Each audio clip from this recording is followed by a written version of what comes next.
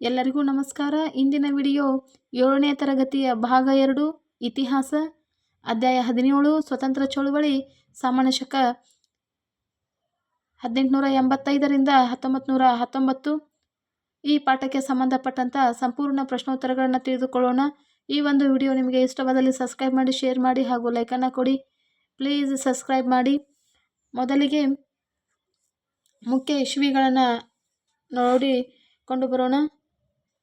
ಇದರಲ್ಲಿ ನಡೆದಂತಹ ಘಟನೆಗಳು ಮತ್ತು ಅವುಗಳಿಗೆ ಸಂಬಂಧಪಟ್ಟಂಥ ಕಾಲಾನುಕ್ರಮವಾಗಿ ಇಶ್ವಿಗಳನ್ನು ಕೊಟ್ಟಿದ್ದಾರೆ.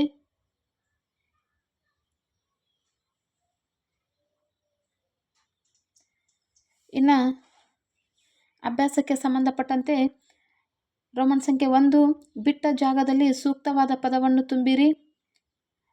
ಮೊದಲನೇ ಬಿಟ್ಟ ಸ್ಥಳ 1938ರಲ್ಲಿ ಯಶೋಧರಮ್ಮನವರು ಡ್ಯಾಶ್ ರಲ್ಲಿ ಭಾಗವಹಿಸಿದರು. ಉತ್ತರ ಶಿವಪುರದ ಧ್ವಜದ ಸತ್ಯಾಗ್ರಹದಲ್ಲಿ. 2 ಸ್ವದೇಶಿ ವೃತ್ತ ನಾಟಕ ರಚಿಸಿದವರು ಉಮಾಬಾಯಿ ಕುಂದಾಪುರ್. 3ನೇ ಬಿಟ್ಟ ಸ್ಥಳ ಗಾಂಧೀಜಿಯವರ ರಾಜಕೀಯ ಗುರು ಗೋಪಾಲಕೃಷ್ಣ ಗೋಖಲೆ. 4 ಚೌರಿ ಚೌರ ಘಟನೆಯು 1922ರಲ್ಲಿ ಸಂಭವಿಸಿತು. 5 ಸಂಪೂರ್ಣ ಸ್ವರಾಜ್ಯ ನಿರ್ಣಯವು 1929ರಲ್ಲಿ ಅಂಗೀಕರಿಸಲ್ಪಟ್ಟಿತು. 6ನೇ ಬಿಟ್ಟ ಸ್ಥಳ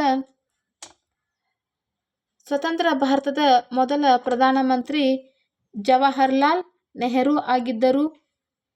7 ಭಾರತ ರಾಷ್ಟ್ರೀಯ ಕಾಂಗ್ರೆಸ್ಸನ್ನು ಸ್ಥಾಪಿಸಿದವರು A. O. Hume. 8 home rule ಚಳುವಳಿ ಆರಂಭಿಸಿದವರು ಆನಿ ಬೆಸೆಂಟ್. 9 ಭಾರತೀಯ ರಾಷ್ಟ್ರೀಯ ಸೇನೆ ಅಂದರೆ INA ಯ ನಾಯಕತ್ವವನ್ನು ಡ್ಯಾಶ್ ವಹಿಸಿದ್ದರು. ಉತ್ತರ ನೇತಾಜಿ ಸುಭಾಷ್ ಚಂದ್ರ ಬೋಸ್. 10ನೇ ಬಿಟ್ಟ ಸ್ಥಳ ಸಂವಿಧಾನ ರಚನಾ ಸಭೆಯ ಅಧ್ಯಕ್ಷರು ಡಾಕ್ಟರ್ ಬಾಬು ರಾಜೇಂದ್ರ ಪ್ರಸಾದ್. ಇನ್ನು ರೋಮನ್ ಸಂಖ್ಯೆ 2 ಒಂದು ಪದ ಅಥವಾ ವಾಕ್ಯದಲ್ಲಿ ಉತ್ತರಿಸಿರಿ. ಪ್ರಶ್ನೋತ್ತರಗಳು ಹೀಗಿವೆ. ಮೊದಲನೆಯ ಪ್ರಶ್ನೆ,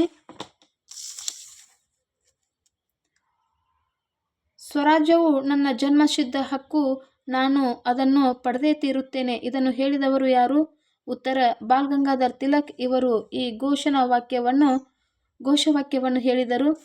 2ನೆಯ ಪ್ರಶ್ನೆ, ಸ್ವಾತಂತ್ರ್ಯ ಹೋರಾಟದಲ್ಲಿ ಗಾಂಧಿಯುಗದ ಆರಂಭ ಯಾವಾಗ ಆಯಿತು? ಉತ್ತರ ಸ್ವಾತಂತ್ರ್ಯ ಹೋರಾಟದಲ್ಲಿ ಗಾಂಧಿಯುಗವು ಸಾಮಾನ್ಯ ಶಕ 1919ರಿಂದ 1947ರವರೆಗೆ ಆಯಿತು. 3ನೇ ಪ್ರಶ್ನೆ, ಫಾರ್ವರ್ಡ್ ಬ್ಲಾಕ್ ಆರಂಭಿಸಿದವರು ಯಾರು? ಉತ್ತರ ಫಾರ್ವರ್ಡ್ ಬ್ಲಾಕ್ ಆರಂಭಿಸಿದವರು ಸುಭಾಷ್ ಚಂದ್ರ ಬೋಸ್. 4ನೆಯ ಪ್ರಶ್ನೆ, ನೀವು ರಕ್ತವನ್ನು ನೀಡಿದರೆ ನಾನು ನಿಮಗೆ ಸ್ವಾತಂತ್ರ್ಯವನ್ನು ನೀಡುತ್ತೇನೆ ಎಂದು ಘೋಷಣೆ ನೀಡಿದವರು ಯಾರು? ಉತ್ತರ ಸುಭಾಷ್ ಚಂದ್ರ ಬೋಸ್ರವರು ಈ ಘೋಷಣೆ ನೀಡಿದರು. 5ನೆಯ ಪ್ರಶ್ನೆ, ಸಂವಿಧಾನದ ಕರಡು ಸಮಿತಿಯ ಅಧ್ಯಕ್ಷರಾದವರು ಯಾರಾಗಿದ್ದರು? ಉತ್ತರ ಸಂವಿಧಾನದ ಕರಡು ಸಮಿತಿಯ ಅಧ್ಯಕ್ಷರು ಡಾಕ್ಟರ್ BR ಅಂಬೇಡ್ಕರ್. 6ನೇ ಪ್ರಶ್ನೆ, ಭಾರತದ ಉಕ್ಕಿನ ಮನುಷ್ಯ ಎಂದು ಖ್ಯಾತರಾದವರು ಯಾರು? ಉತ್ತರ ಭಾರತದ ಉಕ್ಕಿನ ಮನುಷ್ಯ ಸರ್ದಾರ್ ವಲ್ಲಭಭಾಯಿ ಪಟೇಲ್. ಇನ್ನು ಮುಖ್ಯ ಪ್ರಶ್ನೆ 3, ಈ ಪಾಠಕ್ಕೆ ಸಂಬಂಧಪಟ್ಟಂತ 2-3 ವಾಕ್ಯಗಳಲ್ಲಿ ಉತ್ತರಿಸಿರಿ. ಮೊದಲನೆಯ ಪ್ರಶ್ನೆ, ಉಳ್ಳಾಲದ ರಕ್ಷಣೆಯಲ್ಲಿ ಪೋರ್ಚುಗೀಸರ ವಿರುದ್ಧ ರಾಣಿ ಅಬ್ಬಕ್ಕದೇವಿಯ ಹೋರಾಟವನ್ನು ವಿವರಿಸಿ. ಉತ್ತರ ಪೋರ್ಚುಗೀಸರಿಗೆ ಕಪ್ಪು ಕೊಡಲು ತಿರಸ್ಕರಿಸಿ ಸಾಮಾನ್ಯ ಶಕ 1955ರಲ್ಲಿ ಅಬ್ಬಕ್ಕ ಅವರೊಡನೆ ಯುದ್ಧ ಮಾಡಿ ಜಯ ಸಾಧಿಸಿದಳು. ಪರಿಣಾಮವಾಗಿ 1568ರಲ್ಲಿ ಪೋರ್ಚುಗೀಸರ ವೈಸರಾಯ ಅಂಟೋನಿಯೋ ಮೊರಹ ತಂಡ ಉಳ್ಳಾಲ ಪ್ರವೇಶಿಸಿದರು. ಅಬ್ಬಕ್ಕ 200 ಮಂದಿ ಸೈನಿಕರೊಂದಿಗೆ ಜನರಲ್ ಫಾಕ್ಸೆಟೊ ನನ್ನು ಸೋಲಿಸಿದಳು ಮತ್ತು ಮಾಸನ್ಕಾರೆನ್ಸ್ ಎಂಬ ಅಡ್ಮಿರಲನು ಸಹ ಯುದ್ಧದಲ್ಲಿ ಹತನಾದನು. ಅಬ್ಬಕ್ಕನ ಪತಿಯ ಸಹಕಾರದಿಂದ ಪೋರ್ಚುಗೀಸರು ಅಬ್ಬಕ್ಕನನ್ನು ಸೆರೆಮನೆಗೆ ಹಾಕಿದರು. ಅಬ್ಬಕ್ಕ ಅಲ್ಲಿಯೇ ತೀರಿಕೊಂಡಳು. ಎರಡನೆಯ ಪ್ರಶ್ನೆ, ಬಹುಮುಖ ಪ್ರತಿಭೆಯಾಗಿದ್ದ ಕಮಲಾದೇವಿ ಚಟ್ಟೋಪಾಧ್ಯಾಯರವರ ಕರ್ನಾಟಕದ ಹೆಮ್ಮೆ ಸಮರ್ಥಿಸಿ. ಕಮಲಾದೇವಿ ಚಟ್ಟೋಪಾಧ್ಯಾಯರವರು ಸ್ವತಂತ್ರ ಹೋರಾಟಗಾರ್ತಿಯಾಗಿದ್ದು ಬ್ರಿಟಿಷ್ ದಬ್ಬಾಳಿಕೆ ಖಂಡಿಸಿದರು. ಅಸಹಕಾರ ಚಳುವಳಿ, ಉಪ್ಪಿನ ಸತ್ಯಾಗ್ರಹದಲ್ಲಿ ಭಾಗವಹಿಸಿದ್ದರು ಮತ್ತು ಜೈಲಿನಲ್ಲಿ ಶಿಕ್ಷೆಯನ್ನು ಸಹ ಅನುಭವಿಸಿದ್ದರು. ಮಹಿಳಾ ಸ್ವಯಂಸೇವಕ ತರಬೇತಿಯ ಶಿಬಿರಗಳನ್ನು ತೆರೆದರು.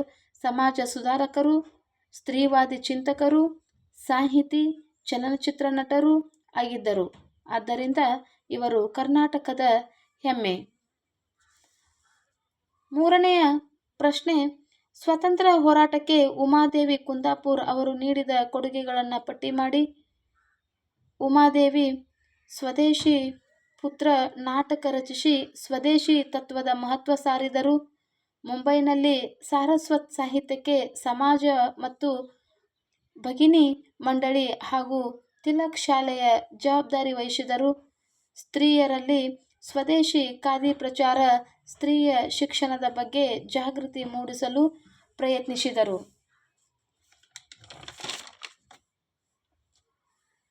ಎನ್. ಎಸ್. ಹರ್ಡೇಕರ್ ಸ್ಥಾಪಿಸಿದ ಸೇವಾದಳದ ಮಹಿಳಾ ಗುಂಪಿನ ಮಹತ್ವವನ್ನು ವಹಿಸಿಕೊಂಡರು. ಉಪ್ಪಿನ ಸತ್ಯಾಗ್ರಹದಲ್ಲಿ ಭಾಗವಹಿಸಿದರು. ಸಾಮಾನ್ಯ ಶಕ 1942ರ ಕ್ವಿಟ್ ಇಂಡಿಯಾ ಚಳುವಳಿಯಲ್ಲಿ ಭಾಗವಹಿಸಿದರು.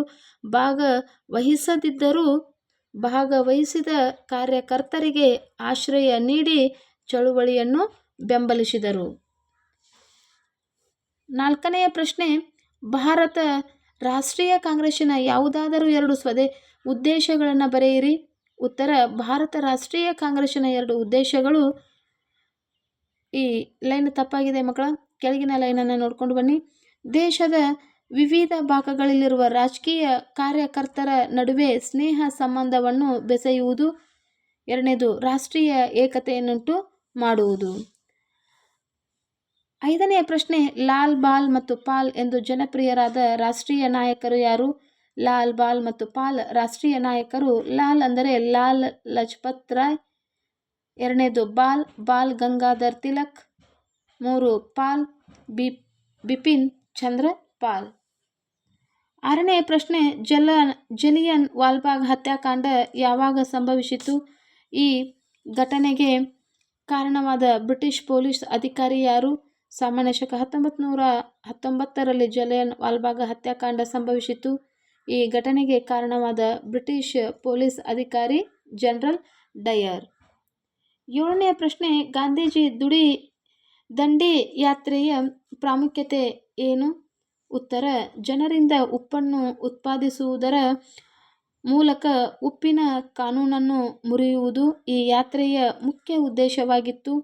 ಜನರು ಹರತಾಳ, ವಿದೇಶಿ ವಸ್ತುಗಳ ಬಹಿಷ್ಕಾರ, ಖಾದಿ ಪ್ರಚಾರ, ಅರಣ್ಯ ಸತ್ಯಾಗ್ರಹ ಮೊದಲಾದವುಗಳಲ್ಲಿ ಭಾಗವಹಿಸಿದ್ದರು. ಮೂರನೇದು, ಭಾರತದಾದ್ಯಂತ ಖ್ಯಾತಿಯನ್ನು ಈ ಉಪ್ಪಿನ ಸತ್ಯಾಗ್ರಹ, ದಂಡಿ ಸತ್ಯಾಗ್ರಹ ಗಳಿಸಿತು. ಇದರಿಂದ ಬ್ರಿಟಿಷರು ಭಾರತೀಯರಿಗೆ ಕೆಲವು ರಾಜಕೀಯ ರಿಯಾಯಿತಿಗಳನ್ನು ಮಾಡಲು ಮುಂದಾದರು.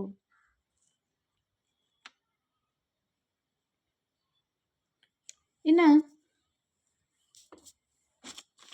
ಮುಂದಿನ ಪ್ರಶ್ನೆ,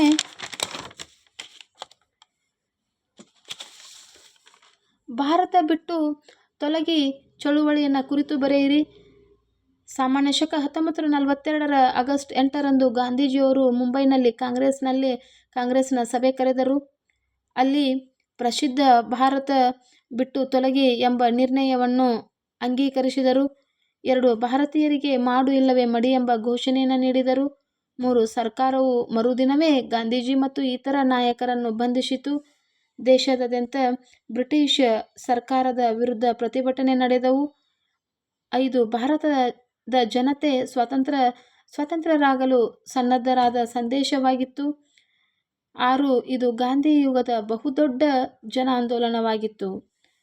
9ನೇ ಪ್ರಶ್ನೆ, ಪ್ರಮುಖ ಆದಿವಾಸಿ ಮತ್ತು ರೈತ ಚಳುವಳಿಗಳನ್ನು ಬರೆಯಿರಿ. ಉತ್ತರ, ಕೋಲ್, ಸಂತಾಲ, ಮುಂಡ ಮತ್ತು ನಾಗಾ ಪ್ರಮುಖ ಆದಿವಾಸಿ ಚಳುವಳಿಗಳು. 2. ಕೆಲವು ಪ್ರಮುಖ ರೈತ ದಂಗೆಗಳೆಂದರೆ ಚಂಪಾರಣ್ಯ, ಖೇಡ್ ಖೈರ್, ಬಾರ್ಡೋಲಿ, ಬಂಗಾಲದ ನೀಲಿ ಬೆಳೆಗಾರರ ಹೋರಾಟ ಮತ್ತು ಮಾಪಿಳೆಗಳ ದಂಗೆಗಳು. ರೋಮನ್ ಸಂಖ್ಯೆ 4, ಟಿಪ್ಪಣಿ ಬರೆಯಿರಿ. 1ನೇ ಪ್ರಶ್ನೆ, ಭಾರತೀಯ ರಾಷ್ಟ್ರೀಯತೆಯ ಬೆಳವಣಿಗೆಗೆ ಕಾರಣವಾದ ಅಂಶಗಳು. ಉತ್ತರ, ಭಾರತೀಯ ರಾಷ್ಟ್ರೀಯತೆಯ ಬೆಳವಣಿಗೆಗೆ ಕಾರಣವಾದ ಅಂಶಗಳನ್ನು ನೋಡೋದಾದರೆ, 1ನೇದು ಪಾಶ್ಚಿಮಾತ್ಯ ಶಿಕ್ಷಣ ಮತ್ತು ಆಧುನಿಕ ಜ್ಞಾನ ವಿಜ್ಞಾನದ ಪರಿಚಯ. 2ನೇದು ಏಕರೂಪ ಆಡಳಿತಾತ್ಮಕ ವ್ಯವಸ್ಥೆ. 3ನೇದು ಆರ್ಥಿಕ ಶೋಷಣೆ. 4 ಪರಂಪರೆಯ ಪರಿಚಯ. 5 ಸಾಮಾಜಿಕ ಧಾರ್ಮಿಕ ಚಳುವಳಿಗಳು. 6 ಭಾರತದ ಪ್ರಮುಖ ಸ್ವತಂತ್ರ ಸಂಗ್ರಾಮದ ಸ್ಫೂರ್ತಿ. 7 ಜನಾಂಗೀಯ ತಾರತಮ್ಯತೆ. 2ನೇದು ರೌಲತ್ ಕಾಯ್ದೆ. 1917 ಡಿಸೆಂಬರ್ನಲ್ಲಿ ನ್ಯಾಯಮೂರ್ತಿ ರೌಲತ್ನ ಮಾರ್ಗದರ್ಶನದಲ್ಲಿ ಒಂದು ಸಮಿತಿ ರಚನೆಯಾಯಿತು. ಇದರ ಉದ್ದೇಶ ಭಾರತದ ಕ್ರಾಂತಿಕಾರಿ ಚಟುವಟಿಕೆಗಳನ್ನು ಹತ್ತಿಕ್ಕುವುದು.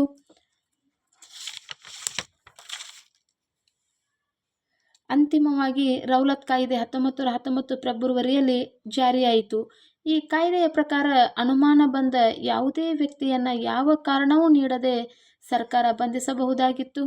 ಮುನ್ಸೂಚನೆ ನೀಡದೆ ಯಾವುದೇ ಪ್ರದೇಶವನ್ನು ಶೋಧ ಮಾಡಬಹುದಾಗಿತ್ತು. ಬಂಧಿತ ವ್ಯಕ್ತಿಗೆ ವಕೀಲರನ್ನು ನೇಮಿಸಿಕೊಳ್ಳುವ ಹಕ್ಕು ಕೂಡ ಇರಲಿಲ್ಲ. ಭಾರತೀಯರು ಇದನ್ನು ತೀವ್ರವಾಗಿ ವಿರೋಧಿಸಿದರು. ಇದರ ವಿರುದ್ಧ ಗಾಂಧೀಜಿಯವರು ಸತ್ಯಾಗ್ರಹವನ್ನು ಮಾಡಿದರು. ಇನ್ನು 3ನೇ ಟಿಪ್ಪಣಿ, ಸುಭಾಷ್ ಚಂದ್ರ ಬೋಸ್. ಉತ್ತರ, ಸುಭಾಷ್ ಚಂದ್ರ ಬೋಸ್ ಸ್ವತಂತ್ರ ಹೋರಾಟದಲ್ಲಿ ಅವರ ಪಾತ್ರ ಅನನ್ಯವಾದದ್ದು. ಅವರು ಕಲ್ಕತ್ತಾ ವಿಶ್ವವಿದ್ಯಾಲಯದ ಪ್ರತಿಭಾವಂತ ವಿದ್ಯಾರ್ಥಿ ಕೂಡ ಆಗಿದ್ದರು.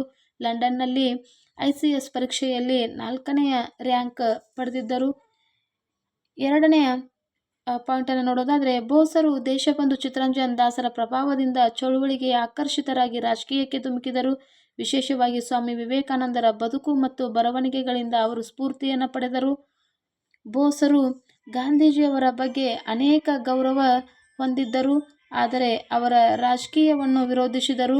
ಕೊನೆಗೆ ಗಾಂಧೀಜಿಯವರೊಂದಿಗೆ ತೀವ್ರ ಭಿನ್ನಾಭಿಪ್ರಾಯ ಕಳೆದು 1939ರಲ್ಲಿ ಕಾಂಗ್ರೆಸ್ ಅಧ್ಯಕ್ಷ ಸ್ಥಾನಕ್ಕೆ ರಾಜೀನಾಮೆ ನೀಡಿ ಪಕ್ಷದಿಂದ ಹೊರಬಂದು ನಂತರ ಫಾರ್ವರ್ಡ್ ಬ್ಲಾಕ್ ಎಂಬ ಹೊಸ ಸೈನ್ಯವನ್ನು ಸಂಘಟಿಸಿದರು.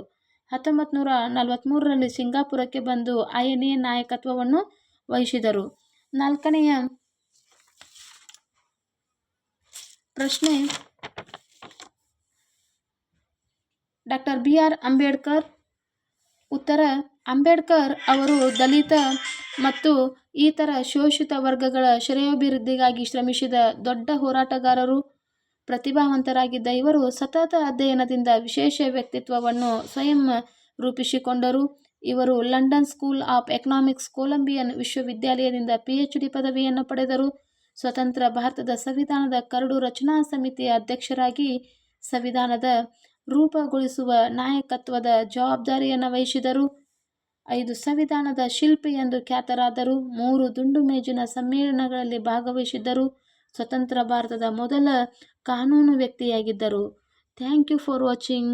Bye bye.